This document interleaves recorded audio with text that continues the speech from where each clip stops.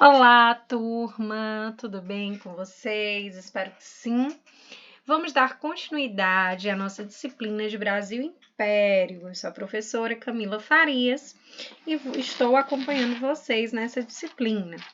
A gente já teve algumas discussões acerca desse período da nossa história que envolveram aí a construção da ideia de Estado imperial, baseada, por exemplo, sustentada, por exemplo, no domínio de uma classe senhorial, agrícola, cafeira, sobretudo aí do Sudeste, do Brasil, assim como também tivemos uma discussão acerca da escravidão, sobretudo pensando aí a situação das mulheres escravizadas no Brasil Império.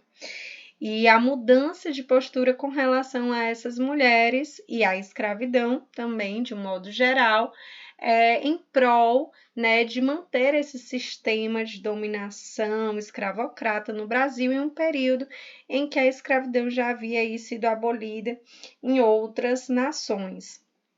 E agora nós vamos continuar o nosso debate falando sobre uma obra chamada Cidade Febril, Cortiços e Epidemias na Corte Imperial.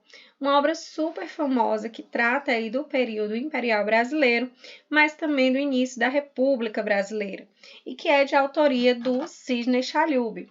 O Sidney é um historiador brasileiro super famoso, super reconhecido internacionalmente, que tem aí sua formação, inclusive perpassando, instituições internacionais e que atuou e atua como professor na Unicamp, mas também em outras instituições internacionais, como a Universidade de Harvard, além de outras.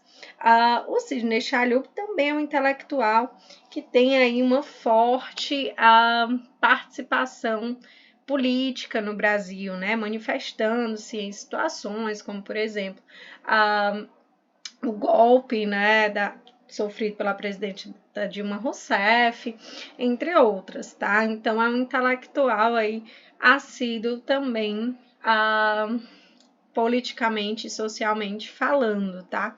Com forte atuação.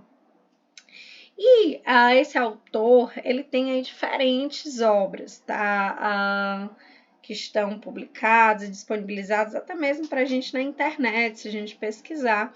Entre elas, eu selecionei aqui duas, botei aqui umas fotinhas para que vocês dessem uma olhada, que é a obra Visões da Liberdade, uma história das últimas décadas da escravidão na corte, publicada a primeira vez em 1990, uma obra dele em que ele vai focar como recorte temático na questão da abolição dessa escravatura no Brasil, os caminhos percorridos para ela, tratando aí com processos de alforria, entre outras ações relacionadas aí aos escravizados e que perpassava a construção de diferentes visões de liberdade que contribuíram para o abolicionismo no Brasil. E também a obra Machado de Assis, historiador, lançada em lançada em 2003, e é uma obra que vai tratar desse personagem, basicamente uma biografia desse personagem, e que se divide em dois grandes momentos, da obra dele enquanto um literato, e aí interpretando suas obras e compreendendo como elas representam o momento social em que esse autor vivia, mas também dele enquanto um agente político, um funcionário público que atuou aí, por exemplo, na aplicação da lei do ventre livre. Tá? Essas são duas obras de Sidney Chalhoub, mas existem várias outras, É um autor que tem aí uma vasta produção sobre temas relacionados à escravização, ao trabalho, ao cotidiano, perpassando aí o período imperial e o início do período republicano também. Então, agora vamos passar para o nosso livro, Cidade Febril, Cortiços e Epidemias na Corte Imperial. É um livro que dialoga com temas ligados, gente, à consolidação de saberes e de práticas da medicina social, ou seja, com um discurso higienista e as políticas de saúde pública. E é um livro que, então, traz como um recorte temático, de uma maneira mais específica, a investigação que envolve os cortiços, as epidemias de febre amarela e o serviço de vacinação, além de seus desdobramentos, como a vacinofobia, nesse período aí de imperial e, sobretudo, do Segundo Reinado e início do período republicano, e tendo como recorte espacial a cidade do Rio de Janeiro, onde estava ali centralizada a corte imperial. Vale lembrar que esse livro, Cidade Febril, ele foi resultado da tese de doutorado em História do Sidney Chalhoub, defendida na Unicamp em 1995 e foi publicado no ano seguinte, 96. E em 97, esse livro ganhou o prêmio Jabuti, na categoria Ensaio, que é um dos principais prêmios, né, da literatura no nosso país, literários no nosso país, né? As fontes usadas nesse livro, gente, são fontes bem diversas, né, que tratam aí das habitações coletivas, sejam fontes da Junta Central de Higiene ou de correspondências entre essa instituição e o Ministério do Império, como também notícias de jornais, processos, entre outras, tá? Diferente das obras que tratam de saúde e de doença, vale assim pontuar que o Sidney Chalhoub ele tem uma abordagem voltada para a história social da cultura. Isso é muito bacana. Ele bebe muito das influências, por exemplo, do Edward Palmer Thompson, que já é conhecido da maioria de nós, né? E que bebe de um marxismo, de uma releitura do marxismo, né, pensando em uma nova história social, né, e que tá, então essa produção de Sidney Chalhoub, ela é perpassada pela compreensão acerca das construções sociais, né, que estão ali sendo balizadas por meio de relações de tensões, né, de forças, de conflitos entre as diferentes classes sociais existentes no local. No caso, a gente está falando do Brasil, mais especificamente do Rio de Janeiro, nesse período imperial e início do período republicano. Bom, a gente vai tratar nesse livro de apenas do primeiro capítulo, né, do livro, que é o capítulo intitulado Cortiços. Eu optei por fazer esse recorte para que a discussão fosse mais aprofundada do capítulo e, ao final, eu vou fazer uma passão rapidinho sobre os outros capítulos, tá? Antes da gente fazer a conclusão acerca dessa obra. Mas vamos focar, então, nessa primeira discussão do autor. Bom, esse capítulo ele inicia descrevendo um episódio com muitos detalhes, inclusive fontes, o que eu acho muito interessante, né? Porque já adentramos ao texto tendo fontes como referências, né? E isso nos aproxima muito da realidade, assim como facilita que a gente compreenda a análise do autor. Né? E aí ele descreve um episódio de destruição de um dos cortiços mais famosos da cidade do Rio de Janeiro, que é o cortiço Cabeça de Porco. E isso acontece em 1893, ou seja, no início do período republicano, nos primeiros anos da nossa república, né? Vale lembrar aí que o golpe republicano se deu em 1889, marcando o fim do período imperial, que é o recorte dessa nossa disciplina, né? Contudo, apesar do livro, né, iniciar com esse episódio de 93, ele vai remeter a todo um processo no qual esse episódio foi resultado, né? E é esse processo que é importante a gente aqui compreender enquanto disciplina de Brasil e Império. Mas vamos lá. Essa destruição, né, ao que pareceu, segundo a própria imprensa reportou e outros documentos, não gerou grandes reações por parte dos populares, né? Na verdade, ela foi vista como uma ação honrosa, né? Uma ação de remoção do que seria sujeira ou impurezas da cidade do Rio de Janeiro, né? Foi uma ação muito bem-vinda e que deveria ser aplicada, segundo o que foi reportado, né? E aí a gente vai já compreender por que disso, né? Mas é importante a gente compreender também que as remoções desse tipo, né, de cortiços ou de outras habitações coletivas que existiam naquela época, né, que existiam desde o período imperial, deram origem ao que Sidney Chalhoub chama de Era das Favelizações, tendo em vista que os habitantes dessas populações, sobretudo as classes pobres, foram removidas do centro da cidade de uma maneira violenta, né? E de uma maneira sem planejamento, e de tal forma que foram parar, né, nas áreas marginalizadas, né, mais periféricas com relação ao centro, né? Por isso essa era das favelizações, tá? Bom, essas destruições, elas também revelam formas do poder público lidar com as diferenças sociais, né? E como é essa forma, né? O Sidney Chalhoub vai dizer que essa forma do poder público lidar com as diferenças sociais naquele período, né, período do Segundo Império e do início da República, era uma forma que igualava as classes pobres às classes perigosas. Gente, isso é muito importante, tá?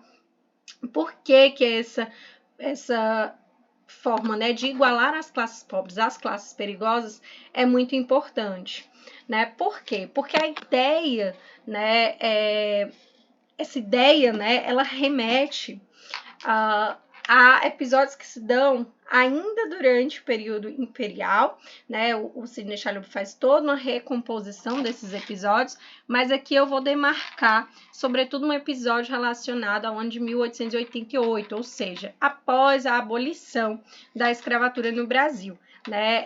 Essa ideia de igualdade entre essas classes, ela se fez muito forte na Câmara dos Deputados, né? Porque ela estava associada ao debate de um projeto de lei que reprimia toda a ociosidade para garantir a organização do trabalho, em um período em que a abolição da escravatura foi realizada e, anteriormente, toda a organização do trabalho estava a cargo dos senhores de escravos, né, dos particulares. E agora o Estado precisava assumir essa responsabilidade. E nesse assumir a responsabilidade, né, houve aí essa maneira, né, de associar tanto a ociosidade, as classes pobres, quanto as classes perigosas, e todas essas ideias aos negros, né? Vale ressaltar também que, nesse contexto, inspirado em ideias francesas, a Câmara deliberou que a classe pobre era a classe perigosa porque muitos ganhavam pouco e, portanto, não conseguiam guardar, nem mesmo o que ganhava era o suficiente para sobreviver em condições dignas, vamos dizer assim, né? Então eram considerados não ruins trabalhadores, né? Não eram bons trabalhadores. E, além disso, muitos estavam ociosos, porque a gente sabe que o processo de abolição também foi realizado de uma maneira sem planejamento para com, né, as pessoas escravizadas. De tal forma que essas pessoas ficaram marginalizadas dentro da sociedade, né? Já eram e ficaram mais ainda, né? Então, entre esses pobres, né, os negros acabavam sendo mais associados ainda ao perigo e aos vícios. Aqui eu coloquei uma perguntinha do Sidney Chalhoub, em que ele diz o seguinte: com a desagregação da escravidão e a consequente falência das práticas tradicionais, como garantir que os negros, agora libertos, se sujeitassem a trabalhar para a continuidade da acumulação de riquezas de seus senhores e patrões? Né? Então, assim, o Estado começou a se preocupar com a questão do trabalho, de garantir esse trabalho, né? E de garantir esse trabalho vindo dos negros recém-libertos. Né? Então, acabaram associando a esses negros, assim como as classes pobres, né, e esses como parte dessa classe, né, a ideia de classes perigosas, né, e que deveriam aí ser vigiadas e punidas, né, de alguma maneira, diante aí de ações repressivas, enfim.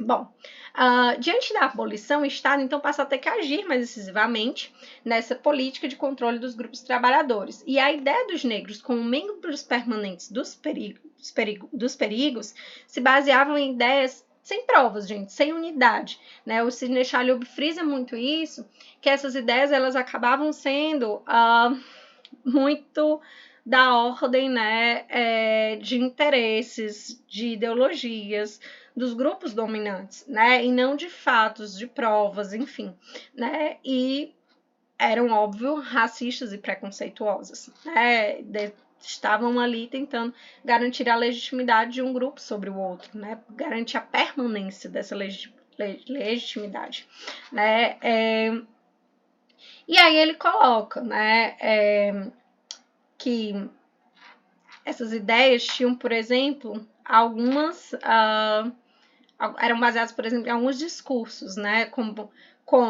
a própria natureza dos negros, que estava muito envolvida aí com as teorias racistas, como a condição social que eles viviam quando eram escravizados. E dessa condição social não era possível se desfazer, né?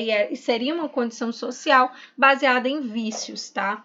Então, essa ideia dos vícios, né, associados aos negros e a uma certa desmoralização natural, né, desses povos. Então, esses eram alguns dos argumentos utilizados, tá, pelas classes aí pelos grupos administrativos, né, políticos, e como a gente vai ver mais na frente, até pelos higienistas, enfim, para justificar a ideia desses negros enquanto perigosos, tá? Assim, o autor conclui que a ação violenta contra o cortiço cabeça de porco não foi um ato isolado, como eu falei anteriormente. Ele foi resultado de um processo que debruçava-se sobre perseguir esse tipo de moradia, as moradias coletivas, os cortiços, assim como de perseguir as classes pobres, consideradas classes perigosas e que eram formadas, sobretudo, pelos negros, né? Processo esse, gente, que vai ter raízes, como eu disse, lá no Império, mas que vai ganhar mesmo força com a instauração da República. A gente vai ver isso em maiores detalhes daqui a pouquinho. Bom, esse processo de perseguição aos cortiços, representação da moradia das classes pobres e, por consequência, perigosas, assim como dos negros que vinham sendo libertos e que lutavam contra a escravidão, estava relacionado também ao fato de que essas habitações foram importantes na luta dos negros contra o regime escravista, né? Então, essa expulsão da classe popular das áreas centrais da cidade visava, além de tudo, desarticular uma memória recente dos movimentos sociais urbanos que estavam ali em ebulição, né, incipientes. Há, inclusive, para a gente ilustrar um pouco essa questão, né, a apresentação no livro de documentos da década de 1860 que registram pedidos à polícia da corte ou à Câmara Municipal para fazer busca em cortiços, pois os cortiços estavam servindo de abrigos para escravos fugidos, que viviam no vício de jogos e outras imoralidades, e também solicitando a proibição desse acolhimento, ou mesmo do aluguel dos espaços aos escravizados e aos libertos, né? Então, esses cortiços, eles acabaram sendo, nesse período aí, né, do segundo reinado, locais, né, de abrigo de resistência também dessas populações, tá? Dos escravizados. Então, por conta disso, eles também eram muito alvo, né, da ação do Estado, da polícia, né, de suas instituições sobre eles. Mas quando e por que os cortiços se proliferaram na cidade do Rio de Janeiro, gente? O Sidney Chalhoub vai dizer que essa proliferação ela se intensificou a partir de 1850, 1860, ou seja, né, durante o período do Segundo Reinado, estando ligada ao fluxo de imigrantes portugueses, ao crescimento das alforrias e das permissões dos escravizados viverem sobre si. O que é esse viver sobre si, né? No período, o Sidney vai mostrar vários documentos, estava sendo muito comum a prática dos senhores deixarem os seus escravizados viverem em outros locais diferentes daquele local de trabalho deles, né? E aí acabavam saindo um pouco da sua tutela. E isso quebrava um pouco o pacto, né, de dominação existente, que era base ali da escravidão, o que fragilizava um pouco esse sistema no Brasil e dava um pouco mais de autonomia para esse escravizado, por exemplo, fazer outros serviços, como o serviço de lavadeira, e ganhar aí alguma remuneração para conseguir comprar sua alforria, né? Então, esses cortiços também eram espaços em que os escravizados que recebiam essa permissão de viverem sobre si conseguiam e viver, né? Então, esse cortiço era um local possível de moradia para as populações pobres, né? Para os libertos, né? Para os escravizados que estavam vivendo sobre si, enfim, tá? A moradia nos cortiços permitia, gente, o encontro da solidariedade para a compra da alforria, então, como eu expliquei para vocês, assim como também permitia, no caso de fuga dos escravizados, uma mistura com a população local, né? Então, era um esconderijo muito interessante. Então, por isso, também era um lugar considerado muito periculoso pelas autoridades, né? Então, assim, o autor vai sugerir que o tempo dos cortiços no Rio de Janeiro foi também o tempo da intensificação das lutas dos negros pela liberdade, né? Pela abolição da escravidão. E esse fato tem relação com a postura do poder público com relação aos cortiços e seus moradores, né? Ou seja, né, os cortiços eram vistos pelos políticos e administradores como um local de periculosidade, como eu disse, né? Porque abrigava essas classes aí pobres, perigosas, os negros, né? E então devia ser alvo das ações repressivas. E essa ação violenta sobre os cortiços era justificada também por meio da ideologia de higiene. Então, além de tudo isso que eu falei, né, que justificava o combate aos cortiços e a essas habitações coletivas, né, como toda essa questão da periculosidade envolvida, né, pelas pessoas que habitavam esses locais, a ociosidade, os vícios, né, a questão de ser um local em que estava ali envolvida, né, de alguma forma, imbricando-se de alguma forma a luta contra a escravidão.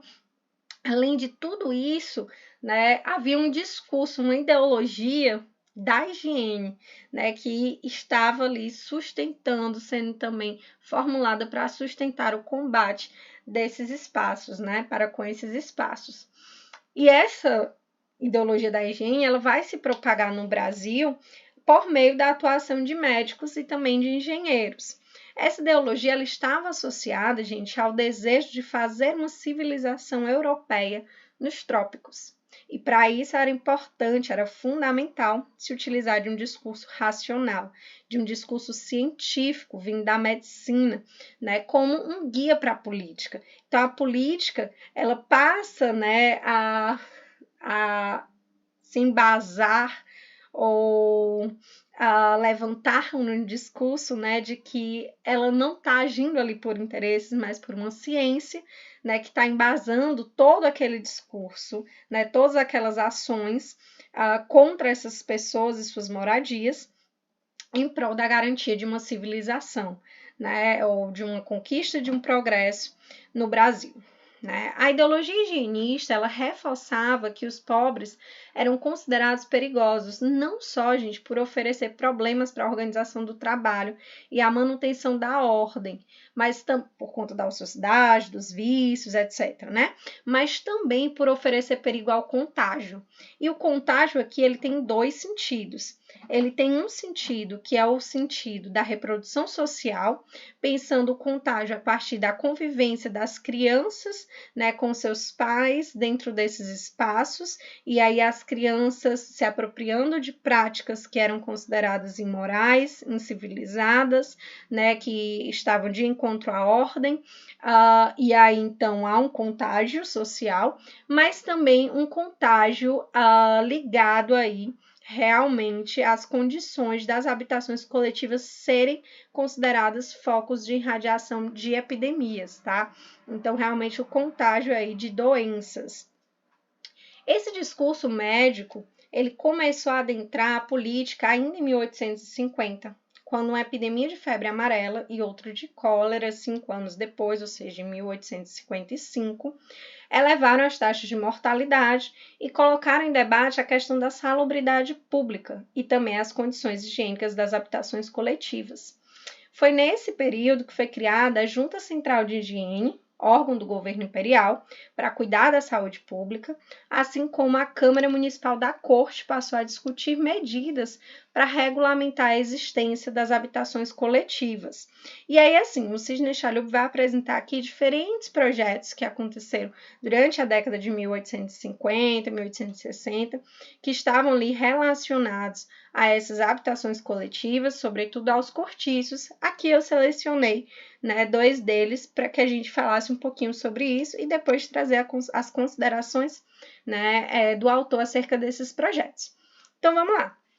Em 1853, a gente vai ter um projeto de regulamento dos estalajadeiros, né, que foi apresentado aí à Câmara. Né?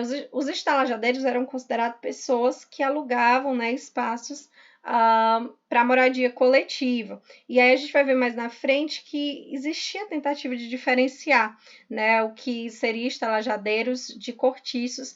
Contudo, eram tentativas muito subjetivas, né? E parecia mais que o cortiço era um estalajadeiro mais antigo, vamos dizer assim.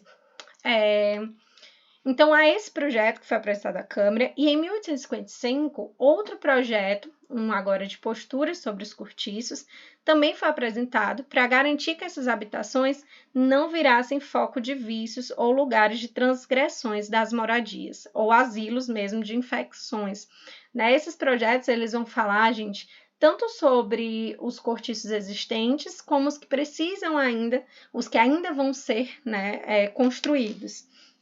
E aí falam, né, sobre a questão da coleta do lixo, do descarte, né, de materiais relacionados aí ao uso da água, né, ao uso sanitário, a questão também de iluminação desses espaços, né, enfim.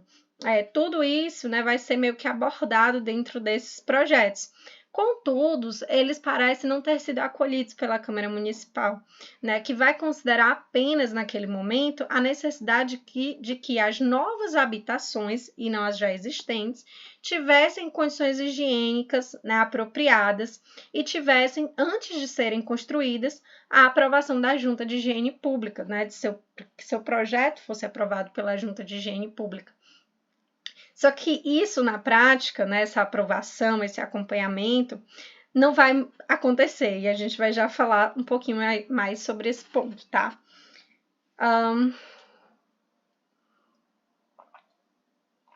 Pausei só para beber uma aguinha. Mas vamos lá. Havia, então, uma clara preocupação com a qualidade das habitações populares nesses projetos, né? Pois eles falavam sobre construir residências que zelassem pela saúde dos moradores, com coleta regular de lixo, latrinas limpas, calçamento, janelas amplas. Ou seja, até a década de 1860, a preocupação higienista ela estava muito voltada à forma dessas habitações, como essas habitações eram, né? Contudo, a partir da década seguinte, 1870, essa preocupação vai mudar. Né, vai passar a existir medidas de proibição da construção desses novos cortiços nas áreas centrais da cidade. Ou seja, a preocupação não vai mais ser com a forma dessas habitações, né, mas com o espaço que essas habitações ocupam. Né? Então, a partir da década de 1870, inicia-se uma política de expulsão e afastamento das classes pobres, perigosas, dos negros, das áreas centrais da cidade, para suas margens, né, para suas periferias. É a favelização que a gente, né, falou, né, o início dessa favelização, vamos dizer assim. Né? Vale ressaltar que esse discurso higienista estava associado também à ideia de que existia um caminho para a civilização, gente. Um modelo de aperfeiçoamento moral e material, né, que deveria ser garantido pelos governantes e que, para conquistar a grandeza dos países cultos, era necessário solucionar, sobretudo, os problemas de higiene pública. Assim, os pressupostos da higiene estavam envoltos em uma ideologia, ou seja, em um conjunto de princípios que conduziria o país à civilização, à ordem, à limpeza e à beleza, né? Tendo como embate, né, como elementos a se combater a sujeira, a impureza, a imoralidade, a incivilidade, a desordem, a ociosidade, certo? E para isso era necessário se utilizar de técnicas específicas e científicas, né? Assim, a política deveria se submeter às técnicas científicas neutras que estavam acima dos interesses e dos conflitos sociais, mas que poderiam levar o país rumo a esse progresso. E essa ideologia higienista, ela vai ganhar força, sobretudo nos anos seguintes, principalmente após o golpe republicano. A gente vai já entender melhor por quê. Tá? E isso vai reverberar, por exemplo, na ação saneadora dos engenheiros e médicos, mas também na derrubada do cortiço, né? Que o Sidney Chalhoub inicia o texto narrando, né, que era um dos mais famosos, né, do Rio de Janeiro, o cortiço Cabeça de Porco. Vamos lá, então. Contudo, autoalerta que essa afirmação da higiene como a ideologia das transformações urbanas no período não foi um processo linear e sem conflito. Né? Autoridades policiais e higienistas estiveram quase sempre do mesmo lado, né? Tanto os policiais quanto os higienistas, mas, por exemplo, os fiscais da freguesia e os proprietários dos cortiços, eles estavam aí de um outro lado, né? Estavam ali em conflitos com os policiais e os higienistas. Por exemplo, né, na época era bem difícil um proprietário pedir autorização para construir um cortiço, exatamente por conta da burocracia, da necessária aprovação da Câmara, da junta higienista, né, enfim. Então, eles alegavam que estavam ali construindo uma casinha, né, uma casa pequena, quartinhos no fundo, etc. E tinha uma cumplicidade do fiscal, né, que acabava acobertando e, quando questionado, tentava justificar a construção para não meio que se queimar, vamos dizer assim, né? E toda essa ação do fiscal e do proprietário ia de encontro com a lei, né? E fazia com que a junta e a Câmara acabassem atuando de uma maneira atrasada sobre essas construções, né, quando a obra já estava em andamento ou quando a obra já estava até mesmo concluída, com anos de existência, enfim. Né? E uma situação que mostra muito esse conflito entre particulares e entes administrativos se deu, por exemplo, em 1879, quando o Império declarou que fossem fechados os cortiços ou estalagens, quer os que ameacem ruína, quer os que, pela permanência, têm se tornado nocivos à saúde pública. Né? E essa ordem, né, motivou aí policiais e higienistas, né, para defenderem a derrubada desses cortiços, o fechamento desses cortiços, né? Eles tentaram pôr em prática essa ordem, né? Aplicar essa ordem. Mas eles também se depararam com uma realidade em que os corticeiros exigiam a proteção das suas propriedades privadas, né? Exigiam maiores esclarecimentos sobre os problemas identificados, alegavam que as pessoas não estavam querendo sair das suas moradias e que elas iriam ficar soltas na rua, né? Porque não teriam onde acolhê-las, né? Solicitavam a possibilidade de uma emissão de uma autorização para reforma, né, e para adequar o espaço às melhorias ali que eram necessárias. Enfim, o fato é que, na época, alguns cortiços foram fechados, sendo alguns deles apenas provisoriamente para desinfecção e também reparos, e outros, né, foram realmente fechados. Um dos motivos, gente, dessa atuação nesse período aí imperial, né, e dessas discordâncias, né, entre entes administrativos, entre privados, né, e dessa atuação que por vezes acabava sendo embarreirada, né, essa atuação pública por vezes que acabava sendo embarreirada, não era talvez tão incisiva como a gente vai ver que passou a ser, né, no período republicano, se dava por conta da própria plasticidade da definição de cortiços. Né? O que é um cortiço, afinal? Essa era uma definição muito subjetiva, muito vaga, né? E por vezes era uma definição também ideológica. Né? Algumas considerações, né, que o Sidney Chalhoub faz é que os cortiços eram estalagens antigas, como eu disse, pouco conservadas, onde as condições de higiene eram precárias, normalmente com mais de um pavimento. Eram lugares quentes, escuros, nos quais as famílias não eram separadas de maneira adequada, onde a vida era mais promíscua, por conta aí dos vícios que existiam. Né? Aqui há uma outra alguns questionamentos, né, que eu coloquei na citaçãozinha da página 40, em que ele diz assim: cubículos originados de subdivisões internas no casarão eram cortiços? Quartos construídos no fundo do quintal de uma residência ou de uma fábrica ou oficina eram cortiços?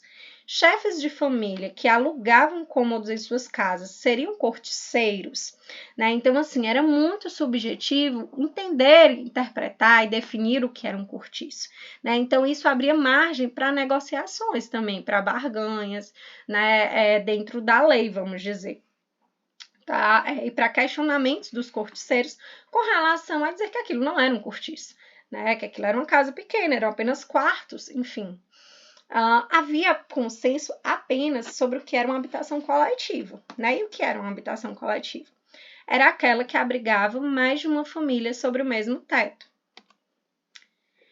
No entanto, gente, temos que o conceito de cortiço, ele está aliado também ao de classes perigosas, que está aliado ao de classes pobres, e sendo todos esses conceitos estigmatizantes, que impõem sobre determinados grupos, né, ideias pejorativas, né, ideias relacionadas aí à imoralidade, né, e que colocam esses grupos à margem da sociedade, né, enfim.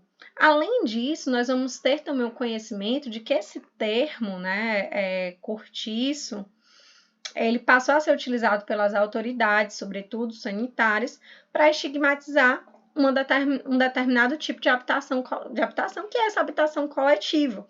Né? Essas discordâncias com relação ao termo, mas também a maneira de intervir, né, ou a eficácia na intervenção com relação a essas habitações, elas começam a ser superadas, permitindo uma ação mais violenta e repressiva contra os cortiços a partir da República, pois os higienistas vão passar a ocupar cargos públicos, como é o caso de Barata Ribeiro, que era um higienista conhecido, né, e famoso com a sua formação, e que vai se tornar prefeito do Rio de Janeiro em 1892, e que, né, nesse período republicano, no qual a gente tinha o Floriano Peixoto no poder, Barata vai mandar demolir o cortiço Cabeça de Porco, e essa demolição vai ser efetivada com sucesso, né, e ainda com apoio da imprensa, dos higienistas,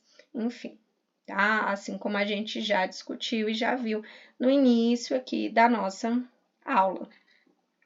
Outro fator que contribuiu, né, para que essa mudança de postura com relação aos cortiços acontecesse, né, para além do fato dos higienistas assumirem cargos públicos, né, se deu porque na República os políticos eles conseguiram fechar alianças com empresários e com agentes imobiliários para financiar a construção de casas em boas condições higiênicas.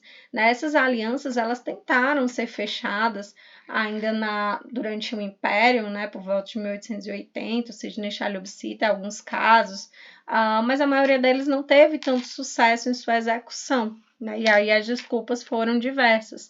Né, outros tiveram sucesso no sentido de construir dos empresários construir, junto com o apoio, né, do Estado, casas para operários, né, mas a grande maioria não teve tanto sucesso, e é nesse momento, né, do início da República, que vai ter maior sucesso, né, que vai acontecer o que o Sidney Chalhoub fala, né, de uma aliança entre a ciência, que seria aí os higienistas, né, que começam a assumir também esses cargos públicos, e o capital, que seriam os empresários, né, permitindo uma ação mais firme,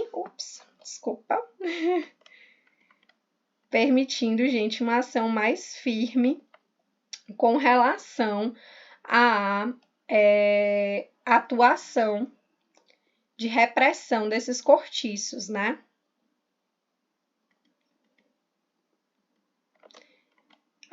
E aí, gente, agora vamos passear rapidinho pelos demais capítulos dessa obra, assim como pelas contribuições do Sidney Chalhoub, tá certo? Bom, o segundo capítulo da obra, ele é intitulado Febre Amarela, né? E é um capítulo em que o autor vai discorrer sobre essa doença, né? A história dessa doença no Brasil, sua relação com as políticas de dominação e de ideologias raciais também, né? Por meio da atuação do Estado com relação a essa doença. E debate esse que vai perpassar o Império, né, tendo em vista que, a partir de 1870, né, o governo passa a priorizar o combate a essa doença em prol do combate a outras doenças, como é o caso da tuberculose, né, que se alastrava pelo território e matava de uma maneira intensa, né, mas não tinha uma política intensa de combate, como a febre amarela passa a ter. Né? E mais por quê? Por que essa postura, né, da monarquia é realizada, né? Porque a monarquia resolve focar nessa doença, né? Porque no combate a essa doença, porque o combate a essa doença vai estar vinculado a um processo aí de branqueamento da população, já que essa doença atingia, sobretudo, gente, os imigrantes europeus, né? Então, não era interessante para o Estado permitir que esses imigrantes estivessem sendo aí contaminados e mortos pela febre amarela. No terceiro capítulo, por sua vez, intitulado aí Varíola, Vacina e Vacinofobia, o autor vai reconstruir a experiência dos moradores do Rio de Janeiro com relação ao serviço de vacinação. Serviço esse que foi instaurado no Brasil ainda durante o período imperial, tá? Então, ele vai retomar todas as reverberações e desdobramentos com relação a esse serviço de vacinação no Brasil no período imperial, culminando também, né, no que ficou conhecido na história como a revolta da vacina, né? Então, esse capítulo ele é bastante importante para quem está estudando essa temática, que aí já envolve o período do Brasil República, assim como da vacinofobia, tá, gente? Bom, quais são as contribuições de Sidney Chalhoub nesse livro, né, Cidade Febril? O que ele traz aí para a gente de importante que precisamos considerar, né, e que nos acrescenta dentro dessa disciplina de Brasil e Império? Aqui eu fiz algumas considerações mais gerais que outros teóricos também reafirmam com relação a essa obra do Sidney Chalhoub, mas também tenho algumas outras considerações mais particulares acerca de suas contribuições, tá? Então vamos agora nos debruçar um pouquinho sobre elas. Bom, gente, o autor nessa obra, a partir dessa obra, né, ele vai contribuir para o estudo do período imperial, assim como do período republicano, por fazer uma análise que considera as lutas de classes existentes nos momentos, né, e seus desdobramentos. Então, é uma análise que traz, né, essa pegada social, como a gente falou anteriormente, muito forte. Né? Além disso, compreende o caráter histórico dos saberes e das práticas médicas e científicas. E isso é muito importante, né? Porque é comum naturalizarmos determinadas coisas, né, como saberes, por exemplo. E, na verdade, ele vai fazer uma historicização de tudo isso, né? Tanto da repressão com relação aos cortiços, né, que ele não encara como uma medida natural, mas que ele vai encarar, né, como uma ação relacionada que associa aí a política e ciência sendo embasada pela ideologia higienista, né, e pela compreensão das classes populares como classes perigosas e associada aos negros, né? Assim como ele também historiciza toda essa questão de desenvolvimento desse discurso médico-científico no Brasil e suas reverberações, né? Seja aí no combate aos cortiços, seja no combate à febre amarela, seja, né, no combate à varíola, tá bem? Assim como, gente, ele não vai considerar que a monarquia ela foi mais amena com relação à repressão às práticas populares. Na verdade, ele faz uma interpretação que justifica, né, a atuação da monarquia reprimindo e a atuação da república reprimindo, né, que estava aí relacionada a características de sua época, né, a alianças sociais de sua época, a mudanças, rupturas que aconteceram, né, nessa transição com o golpe republicano, tá? Então, esse processo, né, que ele analisou, né, e essa história contada pelo Sidney Chalhoub por meio da interpretação de suas fontes, né, é uma história que descortina a construção social de muitas coisas, né, e aí tá sua grande contribuição, tá bem? Eu acho que é isso, pessoal, de uma forma geral, né, esse livro eu super indico para quem quer compreender um pouco mais sobre o Brasil Império, assim como sobre os primeiros anos do Brasil República, tá? E sobre a situação da classe popular, né, dos trabalhadores nesse período imperial, assim como sobre a construção desse discurso higienista no Brasil e sua atuação, né? Que, como a gente viu, se inicia ainda no Império e ganha maior força e eficácia, né, em suas ações na República. Pessoal, é isso. Um grande abraço e até a próxima.